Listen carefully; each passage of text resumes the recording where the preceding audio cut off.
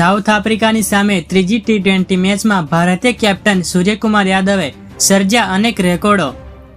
ભારત અને south Africa વચ્ચે 3 મેચની ટી20 સિરીઝની ત્રીજી અને છેલ્લી ટી20 મેચમાં ભારતની 106 રને જીત થઈ છે। ટોસ હારીને પ્રથમ બેટિંગ કરતા ટીમ ઇન્ડિયાએ 201 રન બનાવ્યા હતા। જવાબમાં ટાર્ગેટનો પીછો કરવા મેદાનમાં ઉતરેલી સાઉથ આફ્રિકાની ટીમ 13.5 ઓવરમાં માત્ર 95 રન બનાવીને ઓલ આઉટ થઈ ગઈ હતી। આ સાથે 3 મેચની ટી20 સિરીઝમાં 1-1ની બરાબરી પર સમાપ્ત થઈ હતી। ભારતીય ટીમના કેપ્ટન સૂર્યકુમાર યાદવે સાઉથ આફ્રિકા સામેની ત્રીજી ટી20 મેચમાં શાનદાર સદી ફટકારી છે। સૂર્યકુમાર યાદવે માત્ર 55 બોલમાં સદી ફટકારી છે। ટી20 ઇન્ટરનેશનલમાં સૂર્યના નામે આ ચોથી સદી છે। સાઉથ આફ્રિકાની ધરતી પર ટી20 ઇન્ટરનેશનલ ક્રિકેટમાં ભારતીય ખેલાડીની આ પ્રથમ સદી છે।